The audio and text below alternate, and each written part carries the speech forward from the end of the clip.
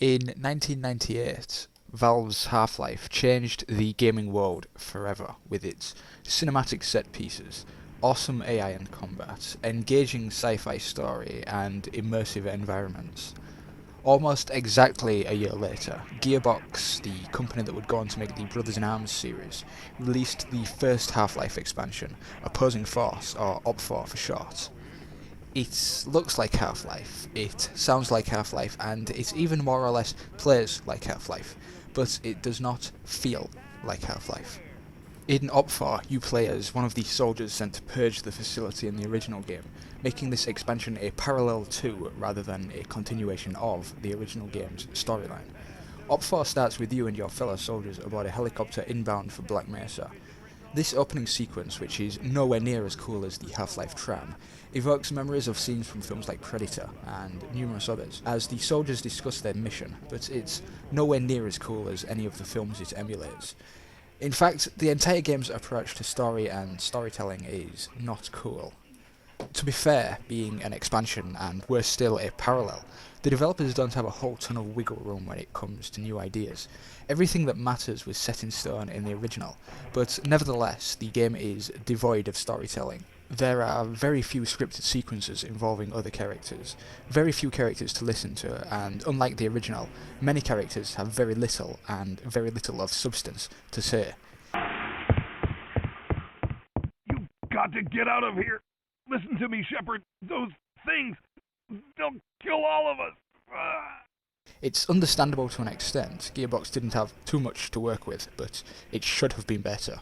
Given that you're now a soldier rather than a scientist, there are plenty of superficial changes to the game. You're wearing combat armor rather than the HEV suit, meaning the yellow UI of the original game is now green, and rather than the suit-mounted torch of the original, you now have night vision goggles. The goggles are a very cool touch, but as they turn the screen green, and since the UI is green, the UI is very hard to see while using goggles, which makes weapon selection through the UI awkward in dark areas, unless you're willing to switch off your goggles. Speaking of weapons, the iconic Half-Life crowbar is gone. It's now replaced with a nice heavy wrench, while you also have access to a knife as a melee alternative. The speed of the knife makes it ideal for combat, while the weight of the wrench makes it perfectly suited to smashing crates in one or two blows, but it of course has other useful applications too. And of course, now that you're a soldier, you aren't fighting soldiers. This leaves a huge gap in the roster of enemies that needs to be filled. The soldiers are Half-Life's most iconic, most challenging, and most satisfying to fight enemies, and that gap isn't truly filled in OPFOR. You do actually get to fight soldiers on a few occasions. It seems that while you were sent in to clean up the scientists, a special Black Ops unit was sent in to clean up you and your fellow soldiers. These guys are exactly the same as the Half-Life soldiers, except that they wear all black and, being trained for covert missions, they no longer communicate via radio. These guys are just as fun to fight as the Half-Life soldiers. It's just a pity that there are so few of them throughout the game.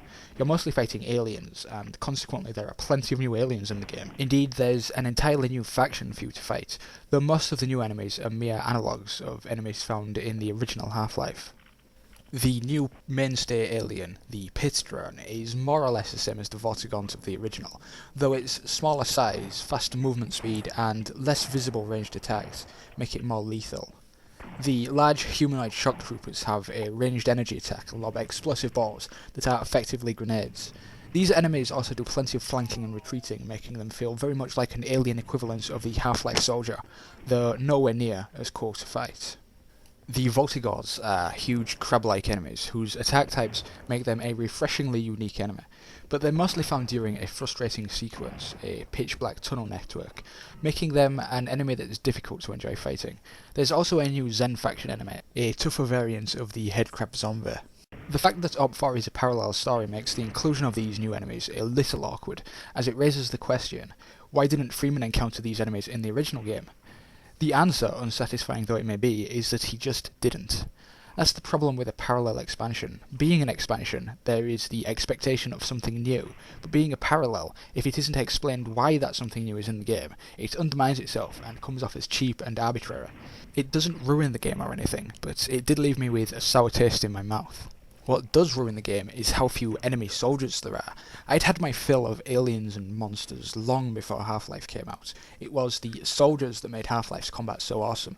Taking them out of OPFOR, even with the occasional Black Ops and the shock troopers in there as substitutes, crippled the combat. Another huge problem is the pacing.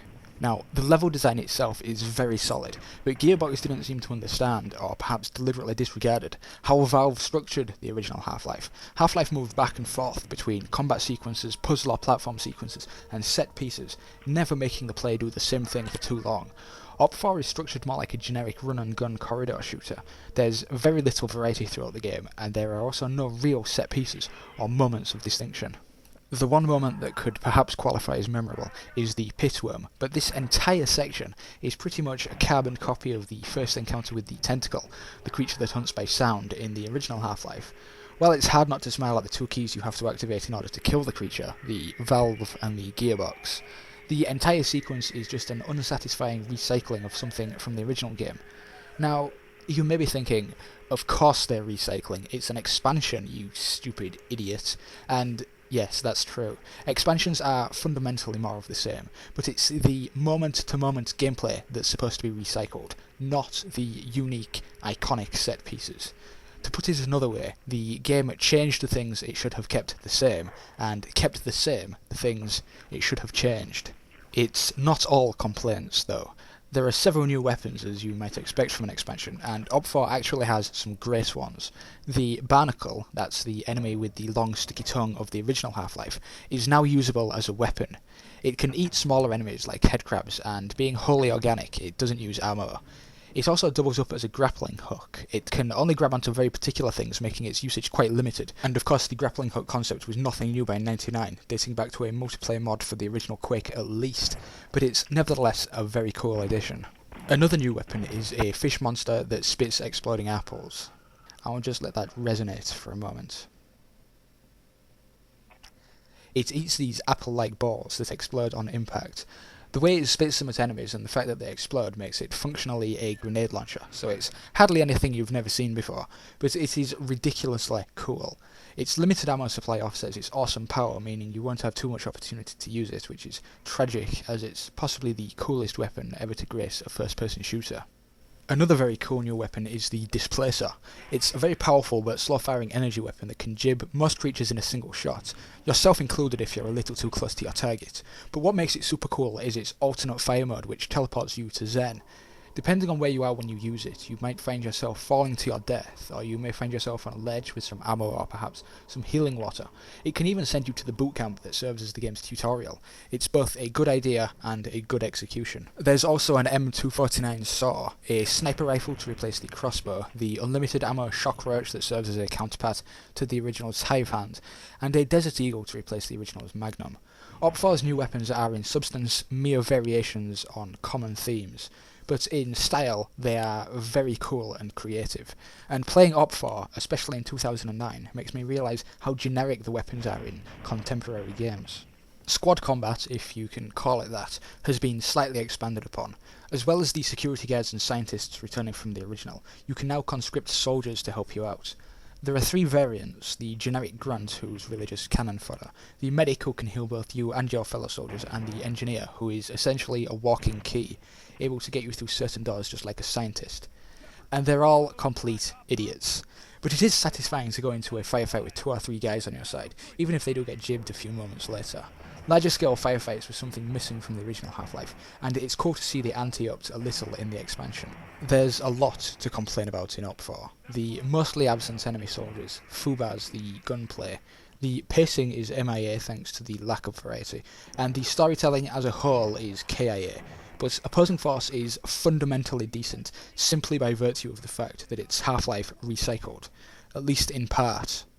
It has its moments, and the exploding apple launching fish monster is perhaps reason enough to try the game, but as with the last time I played Opposing Force, some 10 years ago, I found myself once again thinking that my time would have been better spent simply replaying Half-Life.